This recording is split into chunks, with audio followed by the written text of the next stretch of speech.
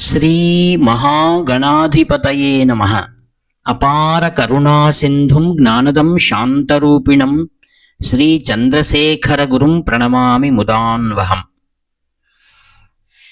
దేవుని స్వరము ప్రథమ భాగము ప్రవచించిన వారు శ్రీ కాంచి కామకోటి పరమాచార్య శ్రీ శ్రీ శ్రీ చంద్రశేఖరేంద్ర సరస్వతి మహాస్వాముల వారు.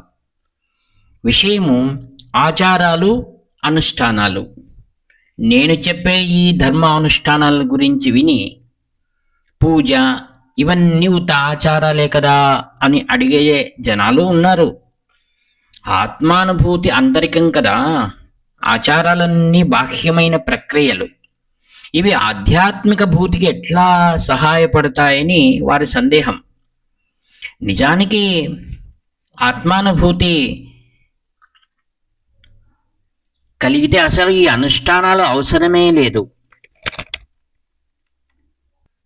కానీ మనకై మనం మనస్సాక్షిగా గమనిస్తే నిజంగా యథార్థంగా ఆధ్యాత్మిక అనుభూతిని పొందామా, దానికి సిద్ధంగా ఉన్నామా అని నిజాయితీగా గమనించుకుంటే మనం వారికి ఎంతో దూరం ఉన్నామనే సంగతి అర్థమవుతుంది.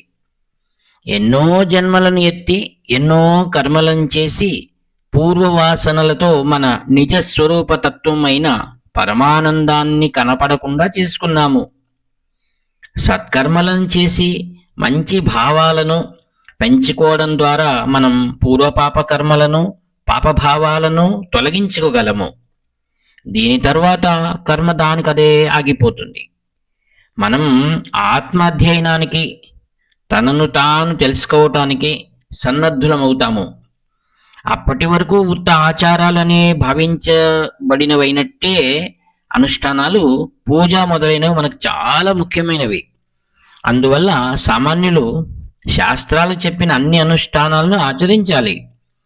వీటికి ఉపయోగం ఏమిటి అని ఎవరైనా అడిగితే కొన్ని యథార్థ ప్రయోజనాలను చూపించవచ్చు.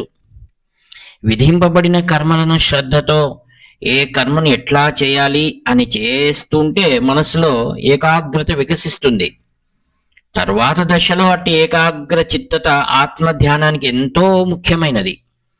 శాస్త్రాలు చెప్పిన విధి నిషేధాల ప్రకారం నడుచుకోవడానికి గట్టి నిర్ణయం తీసుకున్నాడు కనుక తనకు తాను ఖచ్చితమైన క్రమశిక్షణను పాటిస్తాడు.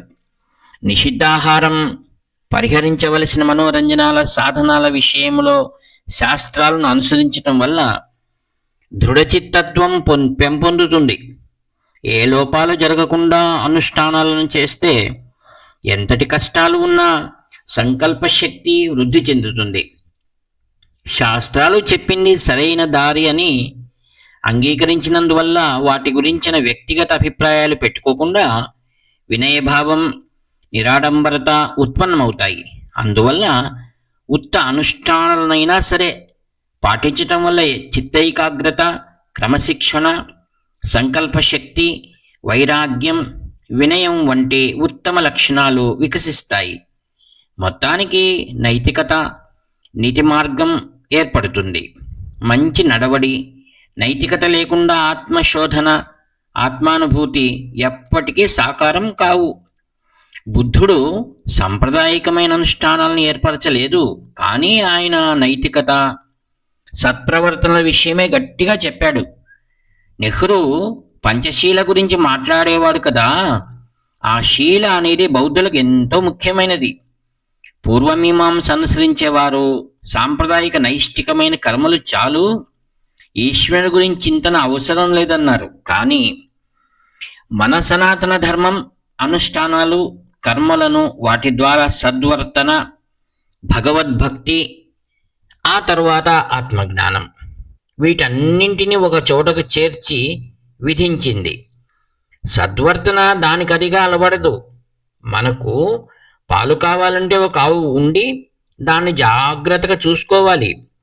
దాన్ని భద్రంగా చూసుకుంటే మనకు పాలు మాత్రమే కాక పేడ, గడ్డి, గాదం కూడా చేరి వస్తుంది. అదేవిధంగా మనం కర్మ అనే ఆవును పోషిస్తేనే సద్వర్తన అనే పాలను పొందుతాము. దానితో పాటు అయిష్టమైన ఆవు పేడ, గడ్డి, గాదం వంటి కొన్ని జరిగే అవకాశం ఉంటుంది. ఆ పేడను, గడ్డిని ఎప్పటికప్పుడు శుభ్రం చేస్తూ ఆవును జాగ్రత్తగా చూసుకోవటం బుద్ధిమంతుల పని.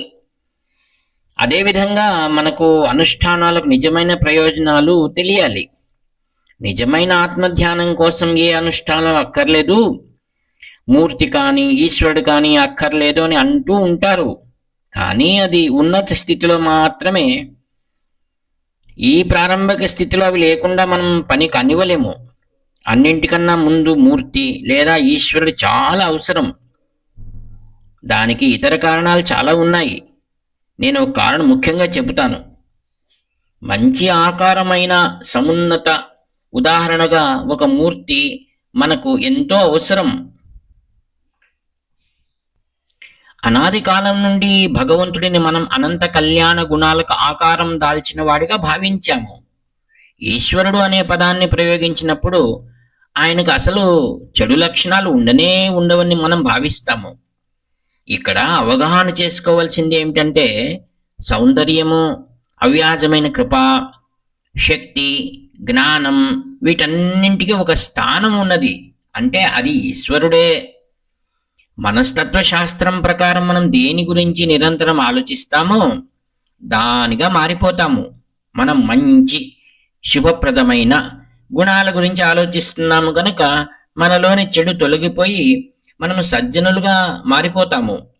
అందువల్ల అనుష్ఠానాలు, పూజ ఇవన్నీ మనం సజ్జనులుగా కావడానికి సహాయపడటమే కాక ఇతర లాభాలన్నింటినో చేస్తుంది. అవి మనకు ధ్యానయోగము, జ్ఞానయోగము అనగా ఆత్మచింతనము నాకు కర్మరాహిత్య స్థితికి చేరేందుకు ఎంతో సహాయపడతాయి. హరి ఓం తత్సత్. వ్యాఖ్యాత మీ ప్రియతమ నేస్తం నివర్తి నాగభూషణ శర్మ. హర హర శంకర, జై జై శంకర.